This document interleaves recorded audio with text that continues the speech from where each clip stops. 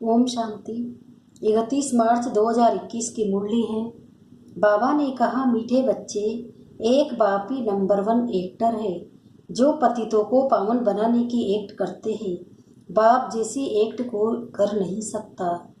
प्रश्न है, सन्यासियों का योग जिस्मानी योग है, रूहानी योग बाप ही सिखलाते हैं, कैसे? उत्तर है, सन्यासी ब्रह्म तत्व से योग रखना सिखलाते हैं। अब वह तो रहने का स्थान है, तो वह जिस्मानी योग हो गया। तत्व को सुप्रीम नहीं कहा जाता। तुम बच्चे सुप्रीम रूह से योग लगाते, इसलिए तुम्हारा योग रूहानी योग है। ये योग बाप ही सिखला सकते हैं, दूसरा कोई भी सिखला न सके, क्योंकि वही तुम्हारा रूहानी बाप है। गीत है, तू प्यार का सागर है, तेरी एक बूंद के प्यासे हम। ओम शांति। बच्चे, बहुत लोग कहते हैं ओम शांति अर्थात अपनी आत्मा की पहचान देते हैं, परंतु खुद समझ नहीं सकते। ओम शांति का अर्थ बहुत निकालते हैं। कोई कहते ओम माना भगवान, परंतु नहीं, ये आत्मा कहती है ओम शांति। अहम आत्मा का स्वधर्मी है शांत, इसलिए कहते हैं मैं हूँ शांत स्वरूप। ये मेरा शरीर है जिससे हम कर्म करते हैं। कितना सहज है। वैसे बाप भी कहते हैं ओम शांति, परंतु मैं सबका बाप होने कारण, बीज रूप होने कारण भी जो रचना रूपी झाड़ है, कल्प वृक्ष, उसके आदि मध्य अंत को जानता हूँ। जैसे कोई भी झाड़ देखो तो उसके लिए आदि मध्य अंत को जान जाओ। ये बीज तो जड़ है। तो बाप समझाते ही ये कल्प वृक्ष है, इसके आदि मध्य अंत को तुम नहीं जान सकते, मैं जानता हूँ। मुझे कहते ही है ज्ञान का सागर, मैं हूँ तुम बच्चों को बेट आदि मध्य अंत का राज समझा रहा हूँ। ये जो नाटक है जिसको ड्रामा कहा जाता है, जिसके तुम एक्टर्स हो, बाप कहते हैं मैं भी एक्टर हूँ। बच्चे कहते हैं हे बाबा, पतित पावन एक्टर बन जाओ, आकर पतितों को पावन बनाओ। अब बाप कहते मैं एक्ट कर रहा हूँ, मेरा पार्ट सिर्फ इस संगम समय ही है, सो भी मुझे अपना शरीर नहीं है। मैं इस ब्रह्मा तन द्वारा एक्ट करता हूँ। मेरा नाम शिव है। बच्चों को ही तो समझाएंगे ना। पाठशाला कोई बंदरों व जानवरों की नहीं होती है, परंतु बाप कहते हैं कि इन 5 विकारों के होने के कारण शकल तो मनुष्य जैसी है, लेकिन कर्तव्य बंदरों जैसे हैं। बच्चों को बाप समझाते हैं कि पतित तो सब अपने को कहलाते ही है, परंतु ये नहीं जानते कि हमको पतित कौन बनाते हैं और पावन फिर कौन आकर बनाते हैं। पतित पावन कौन जिसको बुलाते हैं कुछ भी समझ नहीं सकते, ये भी नहीं जानते हम सब एक्टर्स हैं। हम आत्मा ये चोला लेकर पाठ बजाती है। आत्मा परमधाम से आती है, आकर पाठ बजाती है। भारत में ऊपर ही सारा खेल बना हुआ है। भारत पावन, भारत पतित किसने बनाया? रावण ने। गाते भी हैं कि रावण का लंका पर राज्य था। बाप बेहद में ले जाते हैं, हे बच्चों, ये सारी सृष्टि बेहद का टापू है, वो तो हद की लंका है। इस बेहद के टापू पर रावण का राज्य है। पहले राम राज्य था, अब रावण राज्य है।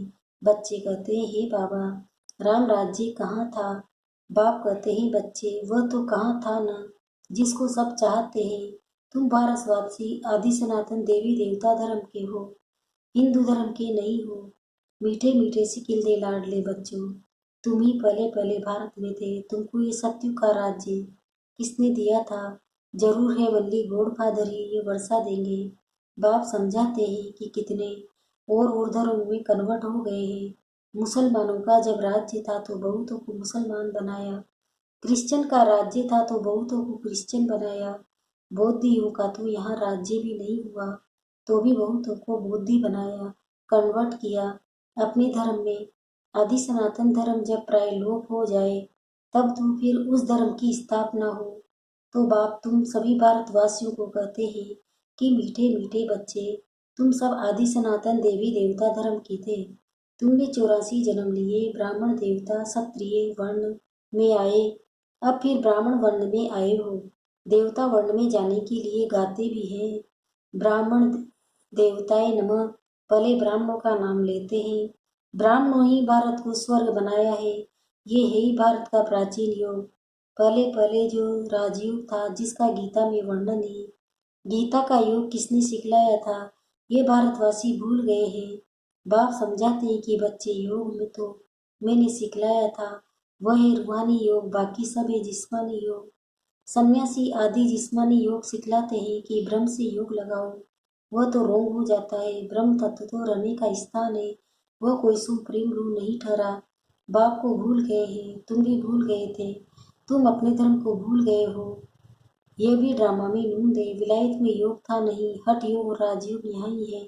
वह निवृत्ति मार्ग वाले सन्यासी कब राजयोग सिखला न सके, सिखलाए वो जो जानता हो। सन्यासी लोग तो राजाई भी छोड़ देते हैं, गोपी चंद राजा का मिसाल है ना, राजाई छोड़ जंगल में चला गया, उसकी भी कहानी है। सन्यासी तो राजाई छुड़ाने वाले हैं, वो फिर राजयोग कैसे सिखला सकते हैं।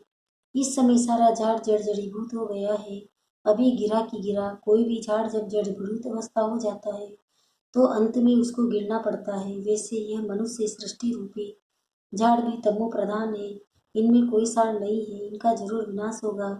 इनके पहले आदि सनातन देवी देवता धर्म की स्थापना यहाँ करनी होगी।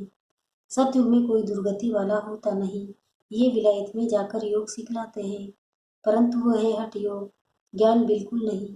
अनेक प्रकार के हठ योग है, वह है राजयोग, इसको रूहानी योग कहा जाता है। वह सब है जिस्मानी, मनुष्य मनुष्य को सिखलाने वाले हैं। बाप बच्चों को समझाते हैं कि मैं तुमको एक ही बार ये राजयोग सिखलाता हूँ और कोई कदाचित सिखला न सके। रूहानी बाप रूहानी बच्चों को सिखलाते हैं कि मामेकम याद करो तो तुम्हारे सब पाप मिट जाएंगे। हठ योगी कब ऐसे कह न सके। बाप आत्माओं को समझाते हैं, ये नई बात है, बाप तुमको अब देही अभिमानी बना रहे हैं। बाप को देह है नहीं, इसके तन में आते हैं, इनका नाम बदल देते हैं क्योंकि मर्जीवा बना है। जैसे गृहस्थी जब सन्यासी बनते हैं तो मर्जीवा बने, गृहस्थ आश्रम छोड़ निवृत्ति मार्ग ले लिया तो तुम्हारा भी मर्जीवा बनने से नाम बदल जाता है। पहले शुरू में सबके नाम लाए थे, फिर जो आश्चर्यवश सुनंती कथनती बागंती हो गए तो नाम आना बंद हो गया। इसलिए अब बाप कहते ही कि हम नाम दे और फिर भाग जाए तो फालतू हो जाता है। पहले आने वालों को जो नाम रखे वो बहुत रमणीक थे, अब नहीं रखते हैं, उनका रखे तो सदैव कायम भी रहे। बहुतों के नाम रखे फिर बाप को फारकती दे गए, इसलिए अब नाम नहीं बदलते। बाप समझाते हैं कि ये ज्ञान क्रिश्चियन की बुद्धि में है, बैठेगा। इतना समझेंगे कि भारत का योग निराकार बाप ने ही आकर सिखाया था। बाप को याद करने से ही पाप भस्म होंगे और हम अपने घर चले जाएंगे। जो इस धर्म का होगा और कन्वर्ट हो गया होगा तो वह ठहर जाएगा। तुम जानते हो कि मनुष्य मनुष्य की सदगति नहीं कर सकते। ये दादा भी मनुष्य है, यह कहता है कि मैं किसी की सदगति नहीं कर सकता। ये तो बाबा हमको सिखलाते हैं कि तुम्हारी सदगति भी याद से होगी। बाप कहते हैं बच्चों, हे आत्माओं, मेरे साथ योग लगाओ तो तुम्हारे विकर्म विनाश हो। तुम पहले गोल्डन एजेज प्योर थे, फिर खाद पड़ गई तो पहले देवी देवता 84 कैरेट सोना थे, अब आयरन एज में आकर पहुंचे हैं। ये योग कल्प कल्प तुमको सीखना पड़ता है। तुम जानते हो, उसमें भी पूरा जानते हैं। कोई काम जानते हैं, कोई तो ऐसे ही देखने आते हैं कि यहाँ क्या सिखलाते हैं। ब्रह्मा कुमार कुमारियाँ इतने ढेर बच्चे हैं, जरूर प्रजापिता ब्रह्मा होगा ना, जिसके इतने बच्चे आकर बने हैं।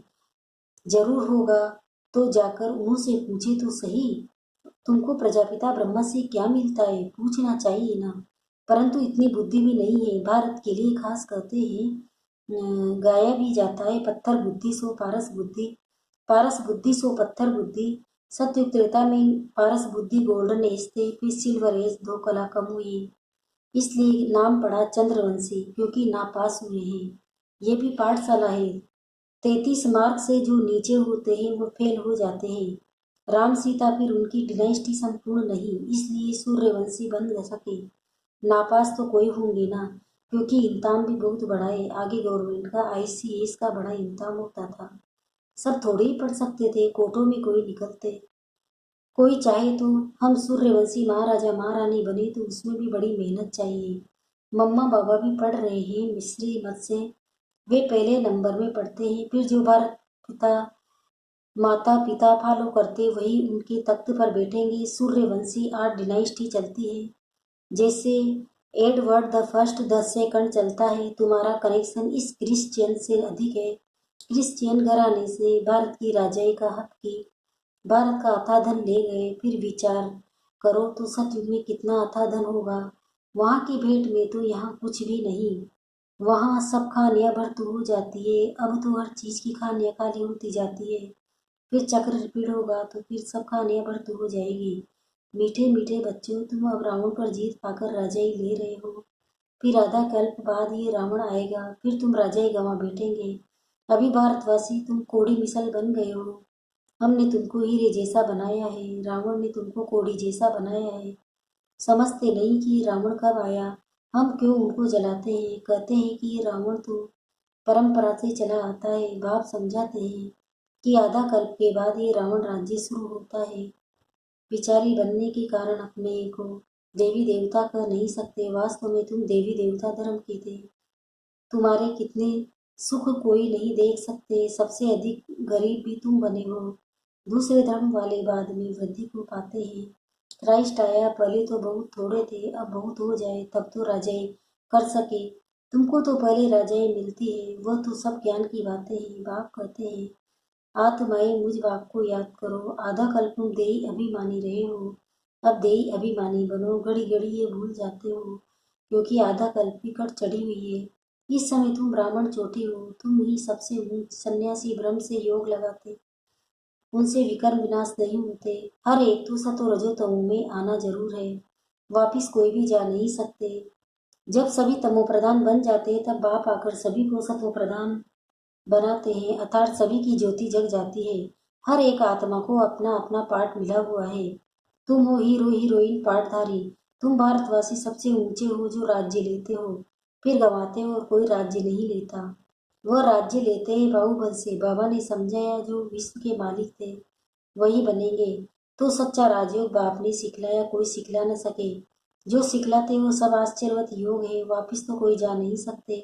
अभी ये अंत सभी दुख से छूटते हैं, फिर नंबरवार आना है। पहले सुख देखना फिर दुख देखना, ये सब समझाने की बातें हैं। कहा जाता है हाथ काटे दिल यार दे, मतलब हाथों से काम करो और दिल से बाबा को याद करो, बुद्धि से बाबा को याद करो। काम करते रहो, बाकी बुद्धि हो बाप से हो। तुम आत्माएं आशिक हो एक मासूक की। अभी वो मासूक आया हुआ है। सभी आत्माएं इस सजनिया को बुलबुल बनाए ले जाएंगे। बेहद का साजन बेहद की सजनिया है। कहता है मैं सबको ले जाऊंगा, फिर नंबरवार पुरुषार्थ अनुसार जाकर बन पाएंगे। बलग्रस्त व्यवहार में रहो, बच्चों को संभालो। हे आत्मा तुम्हारी दिल बाप की तरफ हो, यही याद की प्रैक्टिस करते रहो। बच्चे जानते हैं अभी हम स्वर्गवासी बनते हैं। बाप को याद करने से स्टूडेंट को तो बहुत खुशी में रहना चाहिए। ये तो बड़ा सहज है। ड्रामा अनुसार हमको सबको रास्ता बताना है। कोई से डिबेट करने की दरकार नहीं है। अभी तुम्हारी बुद्धि में सारी नॉलेज आ गई है। मनुष्य बीमारी से छूटते हैं तो बधाइयाँ देते हैं, वहाँ तो सारी दुनिया रोगी है। थोड़े समय में जय जयकार हो जाएगी। अच्छा, मीठे मीठे सिकिलते बच्चों प्रति माता पिता बाप दादा का याद प्यार और गुड मॉर्निंग। रूहानी बाप की रूहानी बच्चों को नमस्ते। हम रूहानी बच्चों की भी रूहानी माता पिता बाप दादा को याद प्यार गुड मॉर्निंग। नमस्ते नमस्ते नमस्ते। शुक्रिया बाबा, शुक्रिया आपका पद्मा पदम, शुक्रिया। धारणा के लिए मुख्य सार है। पहला है सच्चे सच्चे आशिक को याद करना है। सत्युग में जाने के लिए निरंतर बाबा की याद में रहना है। मनसा वाचा कर्मणा, किसी को भी कष्ट नहीं देना है। जो निरंतर बाबा की याद में रहते हैं वही सतयुगी देवता बनते हैं। सूर्यवंशी डिनाइस्टी में तख्त नसीन बनने के लिए माता पिता को पूरा पूरा फॉलो करना है। बाप समान नॉलेजफुल बन सबको रास्ता बताना है। वरदान है अटूट कनेक्शन द्वारा करंट का अनुभव करने वाले सदा माया जीत विजय भव। जैसे बिजली की शक्ति ऐसा करंट लगाती है जो मनुष्य दूर जाकर गिरता है, शोक आ जाता है। ऐसे ईश्वरीय शक्ति माया को दूर फेंक दे, ऐसी करंट होनी चाहिए।